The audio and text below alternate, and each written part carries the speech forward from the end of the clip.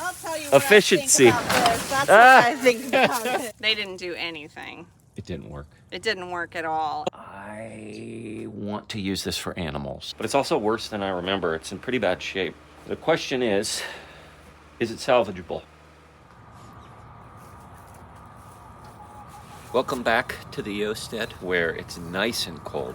And when I say nice and cold, every morning it's been getting down to about 20 degrees Fahrenheit. To my friends outside of the States, I think that's like -4 Celsius. And the high today is expected to be around 40 degrees Fahrenheit, which I think is about 4 degrees Celsius. My math could be off on that, but suffice it to say, it's chilly, and I like it. But the weather shift from unseasonably warm to unseasonably cool has made me forget to change out the water for the chickens. So what I'm about to do is test the tote. I covered up the spigot with a little insulation sock, but I don't know if because we had such a hard freeze, I don't know if the water inside of it is also frozen. My fingers are crossed that it's not, and I'm about to find out. So I don't know if this is enough for the spigot. It's an insulation sock I purchased. It's meant to go around the whole spigot. The way that this is shaped, it can't fit around the whole spigot. But I'm hoping it's enough to at least keep the spigot from freezing over. And we're about to find out. There we go. Let's see.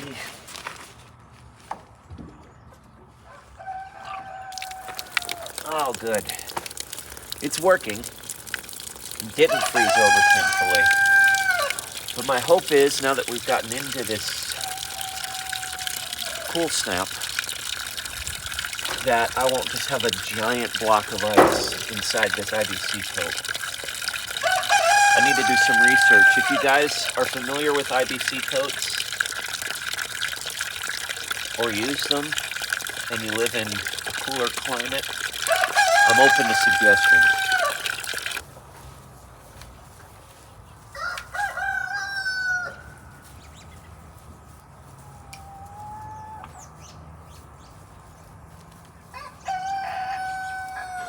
For my friends in the States, I hope you had an awesome Thanksgiving. We sure did. We had a lot of family and friends out. We ate a turkey that we had processed last year, and it was delicious. Holly did this thing where she brined the bird first overnight, which was great. The saltiness really added a lot to the meat. The brining has a really good effect on the meat. And then she diced up the dark meat into little cubes and soaked it in the gravy from that bird for the entire morning. So there wasn't a bite that was dry. Every bite was super juicy and delicious, and we had it over some sweet potatoes that we had grown. So it was a homestead-made Thanksgiving meal, and it was excellent. I hope your guys' Thanksgiving meal is excellent as well. Speaking of turkey processing, we'll actually be processing 4 turkeys next week. So I need to prep a space. I got my water barrel out, my dip barrel, which I'll use to dip the birds in before I pull off their feathers. I need to prepare a space for processing next week. It's perfect weather for it. We're not looking to get above 40 degrees Fahrenheit, which is perfect processing weather. It'll be nice and cold, which is exactly what we want. I'm thinking in this area, that's something that I'll plan out later in the day. But also one of the things I'm thinking about is clearing out this stall in the barn, guys. This has just been used as storage for us for the longest time. The stall next to it is where our breast chickens live, our meat chickens. But this stall has just kind of been sitting here, not doing much of anything other than storage. We've been talking more and more about pigs again. I know that's something I bring up every year, and we haven't gotten them for 2 years, but we're really seriously considering it again. And I'd like to have a stall that houses the pigs. The stall next door obviously is for the breast chickens, but I want to use this for animals. And so the first step in that, thinking months ahead, is clearing this out and getting this stall ready. And there's a lot of work to be done. So I think one thing I might do, in addition to setting up the turkey processing area, is starting to clear out these old doors and old pieces of wood and salvage and put them upstairs in the hayloft. I'll use the tractor to help me with that and see what's going on in this stall. See if it's even something that I can salvage. I'm excited to see what's in here. The tractor sometimes takes a little bit longer to start in below freezing weather like this. So I'm hoping that I can crank it up and move it out here in the sun just to give it some time to warm up before I start putting a heavier load on it. It might take a minute to crank it up.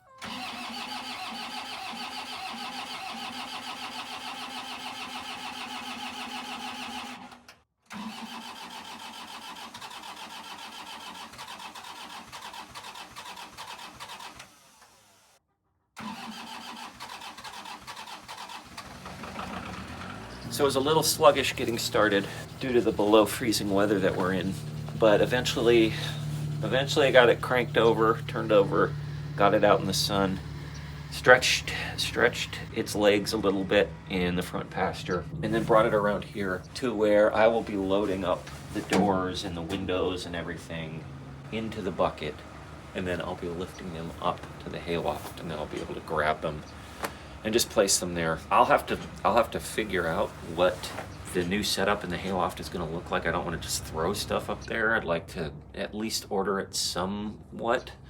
But for now, I think my primary focus is just going to be getting the doors and the windows and everything from that stall up there, so I know what I have to work with. It's always dicey moving the tractor in and out of this breezeway in the barn, because you can see it's threading a needle. You can see how close the walls are, especially with the egg box that I have here. It's inches that I have on either side to work with. So I have to be very careful when I'm parking this thing.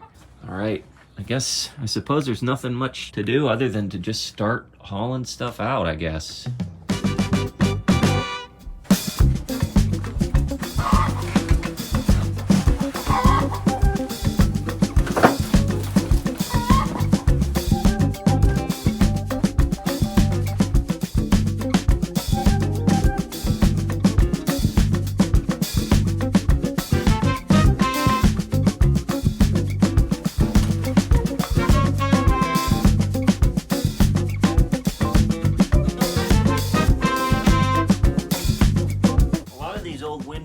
They're dirty and dusty, but they're still good windows. A couple of different directions I can go. I could potentially clean them up and offload them on like Facebook Marketplace, or I could use them to build like a greenhouse or something, like a little greenhouse structure comprised of all these different windows.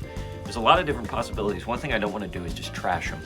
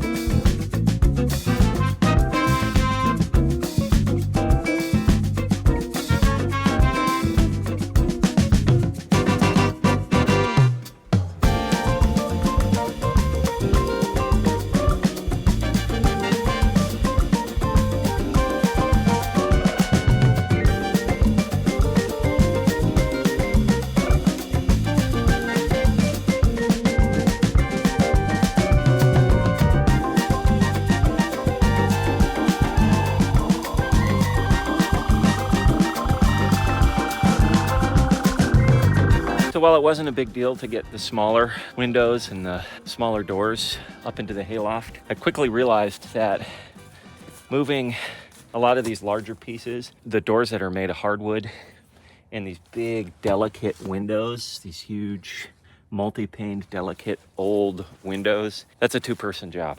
So Dad's out and about right now, but when he gets back, sometime in the next 2 or 3 days, I'll move the rest of these up to the hayloft. And in the meantime, I need to think about what I'm gonna do with all this stuff. Like I said, it would be easy to just throw a lot of it onto Facebook Marketplace, either for free or for a nominal price.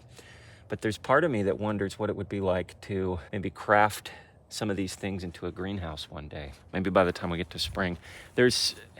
Sometimes there's a very thin line between treasure and trash. And I can't quite tell whether this stuff is treasure or trash at the moment. So I'm gonna give it a good think. If you guys have any ideas about what I can do with all of these old doors and panels and windows, I'm all ears. I'd be curious to hear what you think. Okay, so everything's cleared out. You can see the breast coop next door. That's their stall. And I haven't looked at this space since I originally stored the doors and windows in here, 4 years ago, 3.5 years ago? And it's it's dusty, but it's also worse than I remember. It's in pretty bad shape. The question is it salvageable? Now, for now, I'm just going to store the turkey processing stuff in here for next week. But long term, how much work will I need to do to make this ready for pigs? You look at these boards right here. They're just rotted out. They're not even touching the foundation. So I'm going to have to trim off a lot of this stuff at the bottom. You know, sister up some solid non-rotted wood to the bottom there. Do some work on this bottom part here. The walls are probably okay. I don't think I'll need to do too much work on the walls. Is this like a little trap door? I feel like this might be I'll fiddle with that later. Trap door into the next stall. But I was able to take this stall next door and turn it into a serviceable animal stall. I'd like to do the same with this. I just don't know how big of a project it'll be. This will one day be a door. All this stuff on the bottom needs to be rethought. It's a project, but I'm excited because here's a place where animals can live.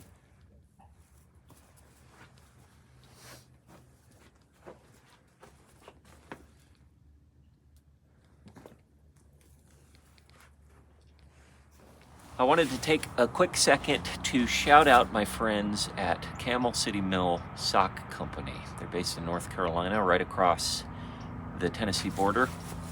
And they reached out to me about a month ago and asked if I'd like to try out some of their socks. I'm usually pretty hesitant about doing product reviews on this channel. I did do a pair of shoes last year, and those shoes actually worked out great.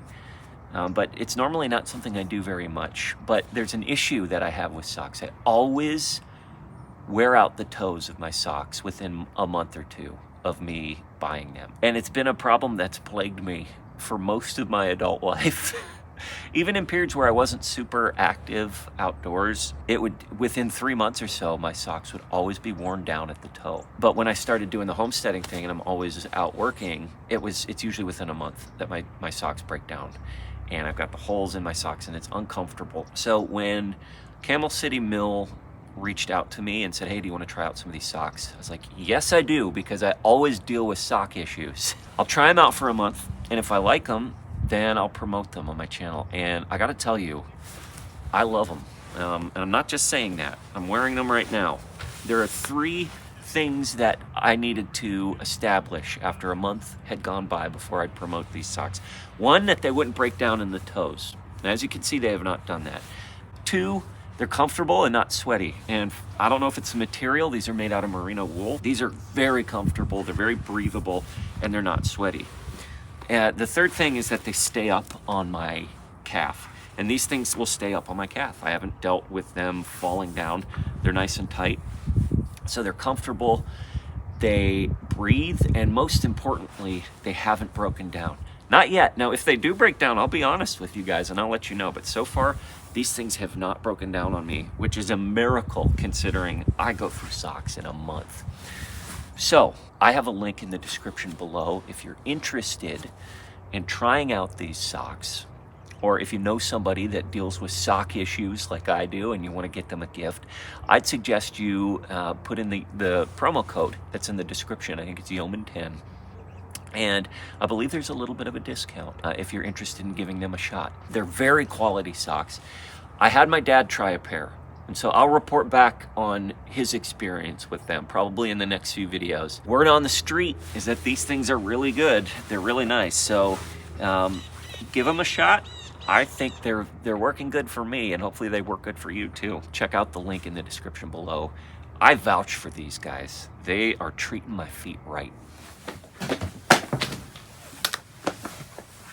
This is a tiny little screwdriver. Well, it's not the screwdriver, it's just a screw. Can you put it in that box, please? Good job. Thank you, buddy.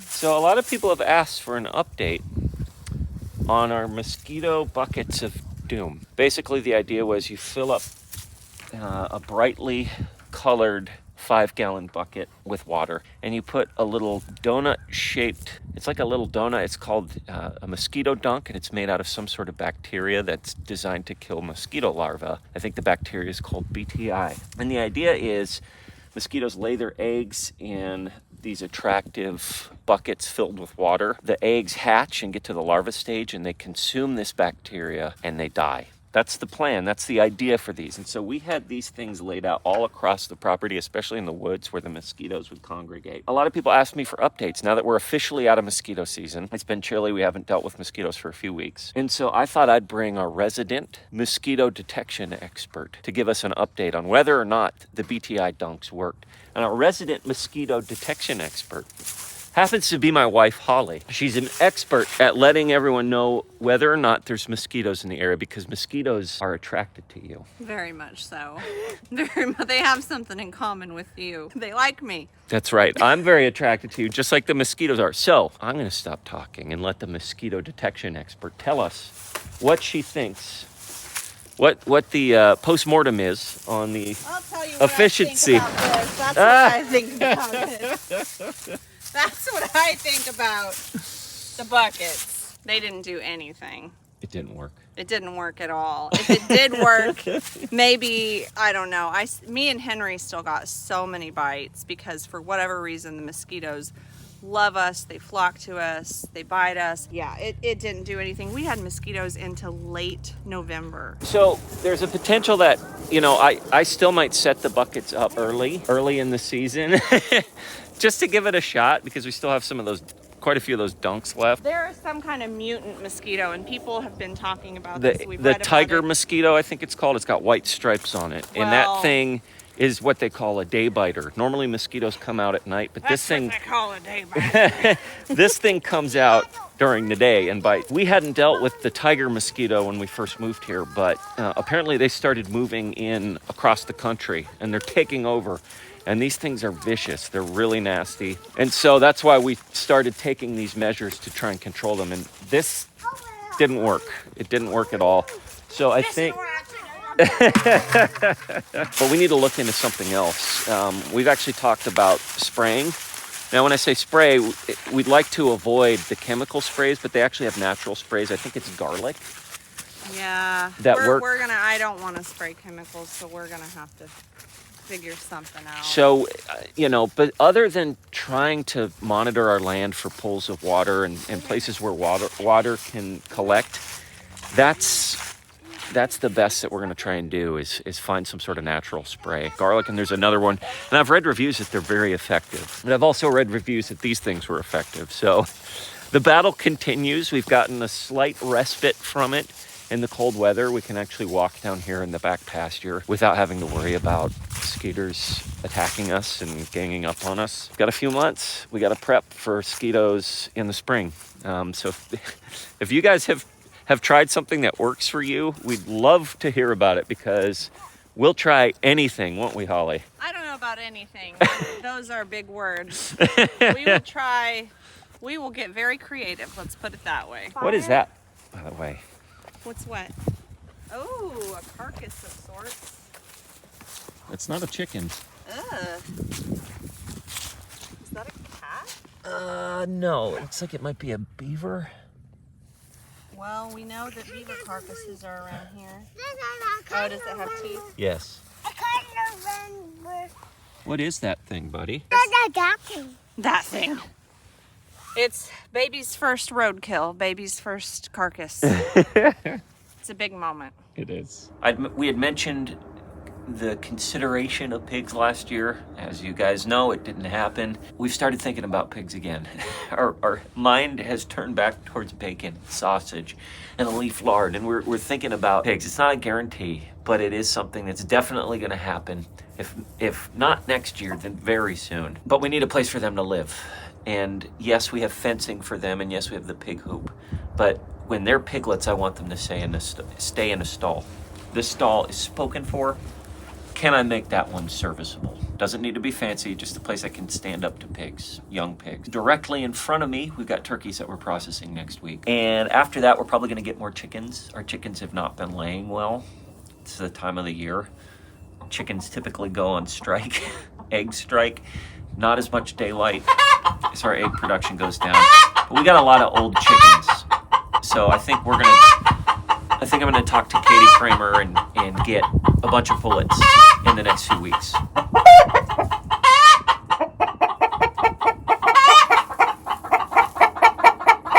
The thing about filming in a barnyard is it's a barnyard. So animals are making noises. Thanks for hanging out with us. Again, I hope your Thanksgiving was awesome. We got a lot to do, as we always do. So until we see you next time, remember, as always, slowly, slowly.